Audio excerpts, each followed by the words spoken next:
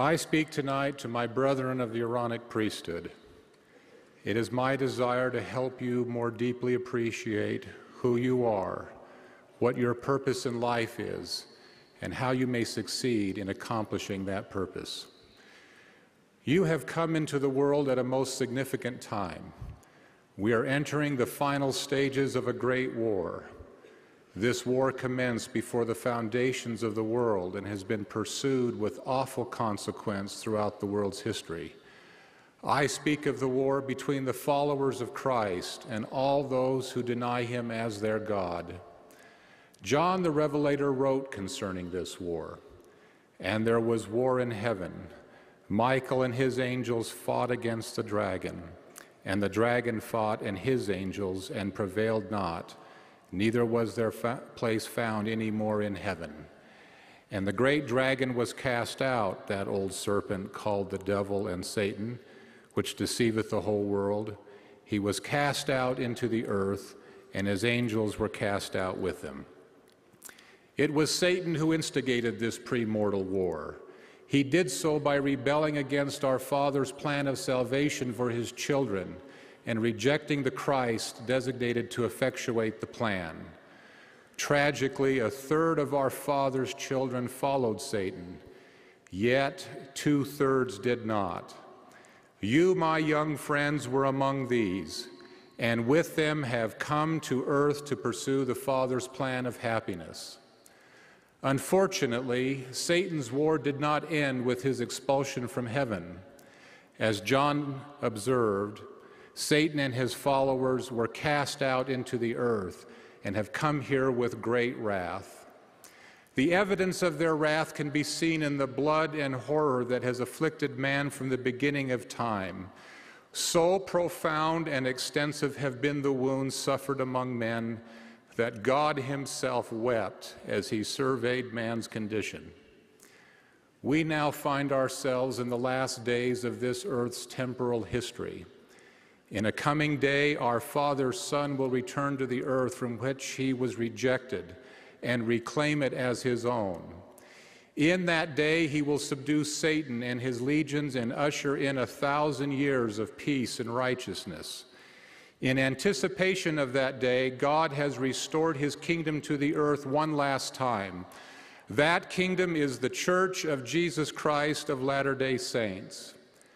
While God's kingdom has been established on the earth in times past, the people to whom the kingdom was previously committed were unable to keep it. This time, however, is different. The prophetic promise is that this time, God's kingdom will not be lost, but will overcome the world. To ensure its ultimate success, the final restoration of God's kingdom has been commenced with unprecedented spiritual power and is being sustained by that same spiritual power and something more. Reserved to come forth in these last days and labor for our Father and his Son are some of the most valiant and noble of our Father's sons and daughters. Their valiance and nobility were demonstrated in the pre-earth struggle with Satan. There, being left to choose good or evil, they chose good and exhibited exceedingly great faith and good works. Such are the traits that are now needed to sustain the work of God in the earth and to save the souls of men from the intensifying wrath of the adversary. Now, my young friends of the Aaronic priesthood, you are these valiant and noble sons of our Father. You are the strength of the Lord's house, his warriors. You are those who chose good over evil and who exhibited exceedingly great faith and good works.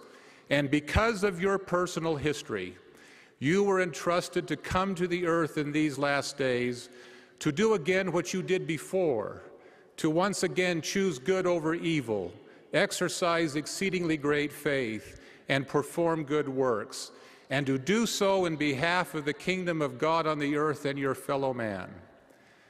With God's kingdom restored to the earth and your entry into the world, Satan knows that he hath but a short time. Therefore, Satan is marshaling every resource at his disposal to entice you into transgression. He knows that if he can draw you into transgression, He may prevent you from serving a full-time mission, marrying in the temple, and securing your future children in the faith, all of which weakens not only you but the church. He knows that nothing can overthrow God's kingdom save it be the transgression of his people. Make no mistake about it, the focus of his war is now on you, you who seek to keep the commandments of God and have the testimony of Jesus Christ. Now, my young friends, you need to appreciate that our days now and the days that lie ahead are perilous. In this regard, President Boyd K. Packer has observed, "I know of nothing in the history of the church or in the history of the world to compare with our present circumstances. Nothing happened in Sodom and Gomorrah which exceeds in wickedness and depravity that which surrounds us now."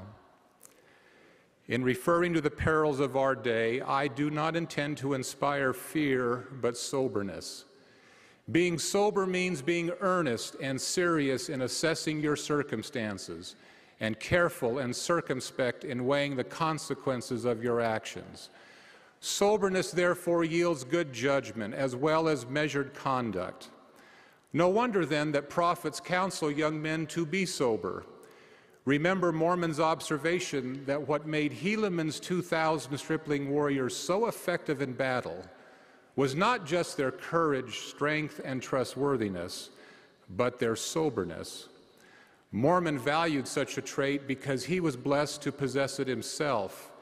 It was Mormon who was entrusted with the sacred records of the Nephite nation at only 10 years of age because he was a sober child and quick to observe. And it was Mormon who at age 15 was visited of the Lord and knew of the goodness of Jesus because he was of a sober mind. So as we enter the final climactic stages of the war against Satan, be sober, my young friends. Understand that you cannot partake of drugs, alcohol, or tobacco. You cannot participate in pornography or other immoral activity. You cannot lie, cheat, or steal. You cannot use false, demeaning, or dirty language. You cannot deface your body with tattoos and other piercings. You cannot do these things and be victorious in the battle for your own soul, let alone be a valiant warrior in the great struggle for the souls of all the rest of our Father's children. Understand, my young friends, that there is only one way to win the war against Satan, and that is to win it in the same way it was won in the beginning. When victory was finally achieved in the war in heaven, a loud voice was heard to declare, "Now is come salvation and strength and the kingdom of our God and the power of his Christ. For they," referring to Michael and his angels, "have overcome him," referring to the devil, "by the blood of the Lamb and by the word of their testimony. For they have loved not their own lives, but kept the testimony even unto death.